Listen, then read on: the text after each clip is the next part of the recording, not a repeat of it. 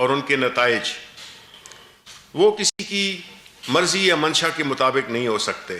جس طرح کے ججز کہ جو فیصلے آپ کے فیور میں ہوں وہ ٹھیک ہیں اور جو آپ کے خلاف ہوں وہ ٹھیک نہیں ہے. اپوزیشن چیزوں کو اپنی مرضی کے مطابق دیکھنا چاہتی ہے. وہ دیکھنا یہ چاہتی ہے کہ اگر فضل الرحمان الیکشن ہار جائے تو وہ الیکشن دھاندلی زدہ تھا، اور ان کا بیٹا الیکشن جیت جائے تو وہ الیکشن ٹھیک تھا. شاید خاقان عباسی اپنی آبائی سیٹ ہار جائیں اور جا کے کہیں اور سے الیکشن لڑیں، وہ جیت جائیں تو وہ ٹھیک تھا، اور جو ہار گئے تو وہ دھاندلی تھی. اسی طرح سندھ حکومت جہاں پہ کہ ان کی حکومت ہے تو وہ الیکشن ٹھیک تھے، باقی الیکشن ٹھیک نہیں تھے. اس طرح کا ایک غیر ذمہ دارانہ، غیر سنجیدہ، امیچور نابالغی کا ثبوت جو کہ اپوزیشن دے رہی ہے، اس سے ایک بات ظاہر ہوتی ہے. آپ تقریریں ان کی سن لیں، ان کے ڈیمانڈ سن لیں. تقریروں میں یہ کہتے ہیں کہ اس حکومت کو گھر بھیجنا ہے.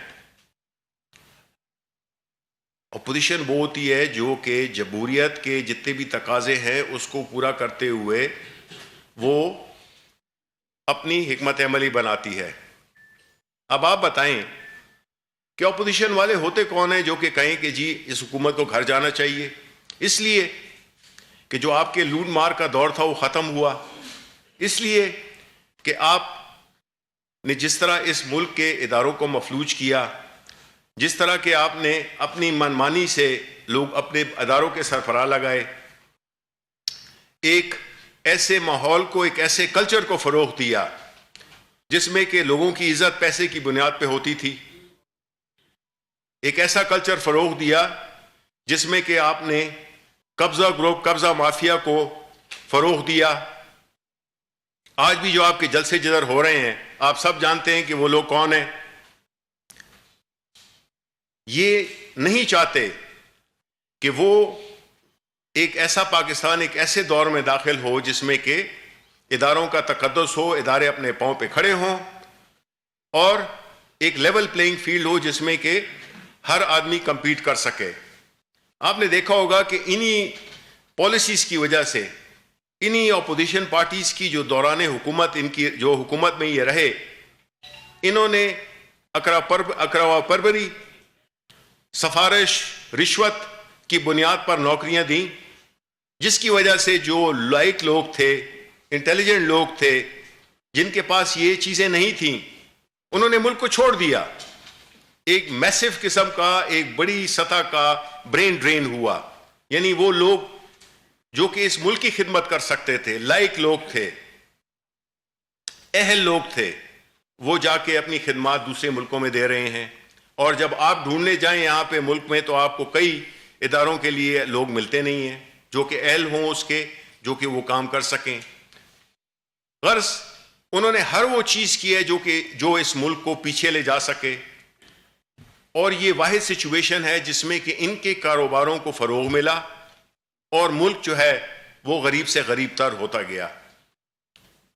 جس حالت میں انہوں نے اکانومی چھوڑی، جس سطحی انداز میں یہ چیزیں کرتے تھے، جو اچھی چیزیں ہوتی تھیں، مصنوعی چیزیں ہوتی تھیں، وہ دکھاوے کے لیے تھیں، اور جو مشکل چیزیں تھے، مشکل فیصلے تھے، وہ قالین کے نیچے رکھ دیتے تھے. نتیجتاً جب ہماری حکومت آئی تو ہم نے یہ تلخ فیصلے کیے، اس کی ہمیں ایک سیاسی قیمت بھی اٹھانا پڑ رہی ہے. پرائم منسٹر عمران خان نے جس عالمی سطح پہ اس کی ایک بڑی مدلل اور بڑی ایفیکٹو قسم کی ایک پالیسی اختیار کی، وہ ہمیں کبھی بھی نظر نہیں آئی. آج کشمیر کا ایشو دوبارہ زندہ ہو گیا ہے. آج اسلاموفوبیا دوبارہ اس کو پرائم منسٹر صاحب نے اٹھایا، اور جس مدلل طریقے سے اٹھایا، جو اسلامی وہ تھی OIC، اس میں 57 ملک پہلی دفعہ کہ جی اسلاموفوبیا اور کشمیر کے مسئلے پہ جو ریزولوشن تھا وہ انڈورس کیا. انڈیا کو نہیں بلایا گیا. پچھلی دفعہ بلایا گیا تھا، اس دفعہ ہماری کوششوں سے انڈیا کو نہیں بلایا گیا. پھر اسی طرح یونائٹڈ نیشنز میں جنرل اسمبلی میں ہم نے وہ قرارداد منظور کرائی جو کہ بنیادی طور پہ ہمیں فلپین نے اس کو سیکنڈ کیا. وہ قرارداد جو کہ اہم ترین ہے ہمارے اس میں کہ جس طرح سے ہمارے پیارے نبی رسول اللہ صلی اللہ علیہ وسلم ان کی ذات میں جو گستاخیاں ہوتی تھیں اس سلسلے میں وہاں پہ ایک میجورٹی سے انڈورس کرایا ایک ریزولوشن جس میں کہ دو نکات کیے. ایک تھا کہ جو حضور یہ جو اسلامی یا کوئی بھی مذہبی شخصیات ہے ان کا احترام کے لیے ایک طریقہ کار وضع کیا جائے کہ کسی بھی مذہب کے چاہے کوئی ہو اس کی شان میں گستاخی نہیں کرنی چاہیے. ہمارا اپنا قرآن شریف بھی یہی کہتا تھا. وہ کہتے تھے کہ آپ ان کے خداؤں کو گالیاں مت دو کہ وہ آپ کے خداؤں کو گالیاں نہ دیں. یہ صورتحال. اور اس کے بعد دوسری یہی تھی جو ادھر ایگری ہوا کہ ایک ایسا طریقہ کار وضع ہوگا جس میں کہ جو فریڈم آف ایکسپریشن ہے اس کی بھی ایک ڈیفینیشن ہو جس میں یہ نہ ہو کہ جی آپ جو کرنا چاہیں وہ کریں. اس میں بھی جو ذمہ داریاں ہیں اس کا بھی تعین کیا جائے. یہ ایک بہت بڑی کامیابی ہے پاکستانی حکومت کی, ہماری سفارتکاری کی, جس میں کہ ہم ان چیزوں کو ادھر آگے تک لے کے گئے ہیں. اور اسی طرح جو کشمیر ریزولوشن ہے وہ بھی سپورٹ ہوگا ادھر. تو کہنے کا مقصد یہ ہے کہ ایک طرف ہم اس ملک کو جو بھی اس کے انٹرنیشنل مسائل ہیں اس کو حل کرنے کی کوشش کر رہے ہیں.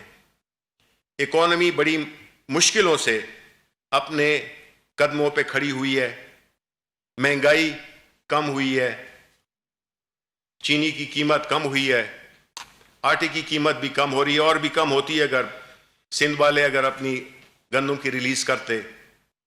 ہمارے جو اکنامک انڈیکیٹرز ہیں ان میں بہت بہتری آئی ہے.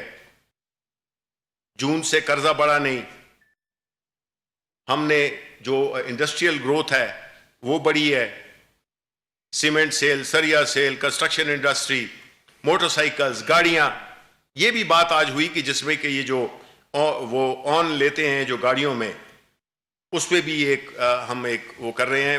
اپنا انڈسٹریز منسٹر حماد اظہر صاحب کو پرائم منسٹر میں انسٹرکشن دی کہ اس کو کنٹرول میں رکھیں کیونکہ سڈنلی جو ڈیمانڈ آئی ہے وہ پوسٹ کووڈ کی وجہ سے نیچے چلی گئی تھی.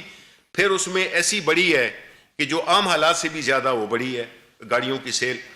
تو اس قسم کی مختلف جو اکنامک ایکٹیویٹیز ہے اس کو ہم کرنے کی کوشش کر رہے ہیں ملک کی کہ جس میں روزگار کے مواقع پیدا ہوں.